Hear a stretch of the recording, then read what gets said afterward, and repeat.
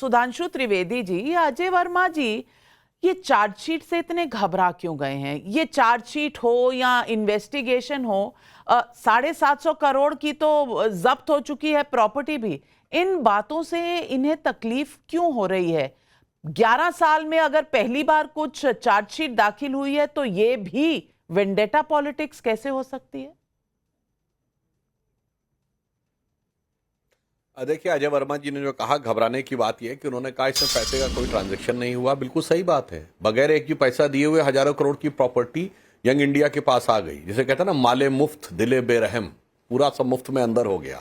जैसे जेब में संविधान रखना चाहते वैसे जेब में प्रॉपर्टी रख ली थी। याद करिए, जब 2022 में ईडी ने बुलाया था बात करने के लिए, तो कांग्रेस के कई वरिष्ठ नेताओं का ऑन एयर बयान है कि भाई अगर ईडी को ऐसा था तो वो घर पे आकर भी तो पूछताछ कर सकते थे। न ध्यान हो तो ध्यान दिला दूं, प्रमोद तिवारी जी का दिया गया बयान है। मतलब इतना जलवाए जलाल है कि साहब घर पे आना चाहिए ईडी को अगर पूछताछ करनी। हम क्यों जाएंगे वहां पर? क्योंकि एक मानसिकता है कि दिमाग से ऊपर रखना अपने को, कानून से ऊपर। और ये वही लोग हैं नाविका जी, मैं लोगों को बताना चाहता हूं। सोचिए, एक तरफ ये जिनका समर्थन करते हैं, 39 लाख एकड़ जमीन होने के बाद वक्फ बोर्ड 1.25 करोड़ रुपए का मुनाफा देता, सरकार को टैक्स जीरो। दूसरी तरफ 3-2.5 हजार करोड़ रुपए की संपत्ति के बाद ये आपकी नेशनल हेराल्ड 90 करोड़ की देनदारी में बिक जाती है। तो अद्भुत आप लोगों का ज्ञान है। और मैं ये भी कहना चाहता हूं महोदय, आपकी सरकार थी 2008 में, आपने उसको बिकने कैसे दिया? आपने कैसे प्रकाशन बंद होने दिया? 3 अखबार थे, अंग्रेजी में नेशनल हेराल्ड, हिंदी में नवजीवन और उर्दू में कौमी आवाज। आपने विज्ञापन तक नहीं दिए। अरे तमाम अरे गहरे नत्थु खैरी संस्थाओं को आपने कितने कितने विज्ञापन दिए। सैकड़ों करोड़ के सीधे सीधे सरकारी भी संस्थाओं तक के डोनेशन अवेलेबल हैं। उसी समय में राजीव गांधी फाउंडेशन के ऊपर 150 करोड़ का डोनेशन मिल गया। मगर उसी समय, सुनिएगा पूरी बात, अपने परम मित्र को आपने अब दे दी गई और कितनी अरबों खरबों रुपए की जमीन है उस पर चर्चा नहीं करेंगे। लैंड यूज चेंज कराकर बात सुनिए, काहे परेशान है? मैं तो ये कहना चाहता हूं कि अगर ये कहते हैं कि ये स्वतंत्रता संग्राम सेनानियों के लिए स्थापित था, बिल्डिंग के द्वारा बना था और पंडित जवाहरलाल नेहरू जी के द्वारा स्थापित था, काहे अरे वर्मा जी काहे फड़फड़ा रहे? दर्शकों को अपना निर्णय लेने दीजिए। समझ में आ गया, बीच में चिल्लाने के अलावा कोई विकल्प नहीं रह गया। आपने अपने टर्न पे बोली, आप बोल रहे थे, मैं एकदम शांति से सुन रहा था। अब मैं पूछना चाहता हूं कांग्रेस पार्टी से, ये अखबार बंद हो गया जो आप कहते हैं कि नेहरू जी के द्वारा स्थापित था, स्वतंत्रता संग्राम सेनानियों द्वारा संचालित था, क्यों बंद हो गया? इसका मतलब कांग्रेस के कार्यकर्ता ही नहीं खरीद रहे थे अखबार को। मैं पूछना चाहता हूं भाई, बिल्कुल बंद नहीं। कांग्रेस के तो इतने करोड़ों कार्यकर्ता हैं, अगर 10% कार्यकर्ता भी उस अखबार को खरीद रहे होते तो बंद कैसे हो जाता मेरे भाई? इसका तो जवाब दे दो। नहीं तो कांग्रेस पार्टी ये कर सकती थी, एक नाविका जी को उस अखबार की 1 लाख प्रतियां रोज खरीद के अपने जिला कार्यालयों तक मुफ्त बैठा दी होती। परंतु ये बिकता रहा। इसका मतलब साफ हो गया कि कांग्रेस कार्यकर्ताओं, जो ये कह रहे हैं कांग्रेस के नेता भावनात्मक लगाव था, इसका मतलब कार्यकर्ताओं का ही भावनात्मक लगाव नहीं था। वरना ये कैसे हो सकता है कि नेहरू जी के द्वारा स्थापित स्वतंत्रता सेनानियों द्वारा संचालित अखबार बंद हो गया कांग्रेस के शासनकाल में?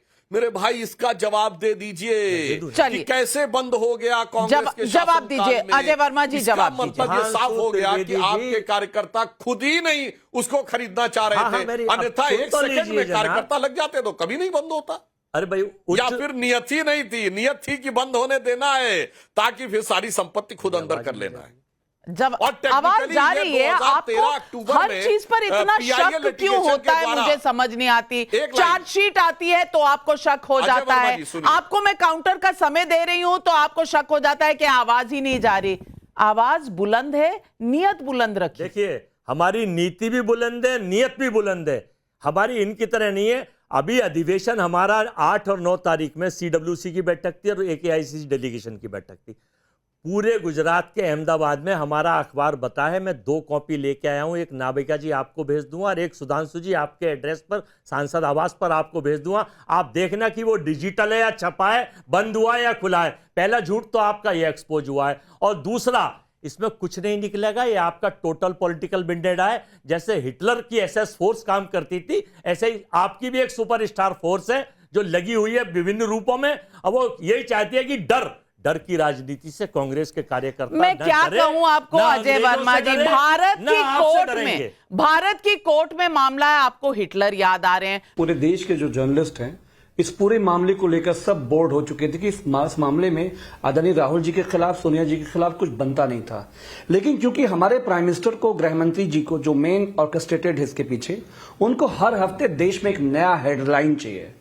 एक नया हेडलाइन छिपाया जाएगा, एक नया हेडलाइन लाया जाएगा। हेडलाइन छिपाया क्या है?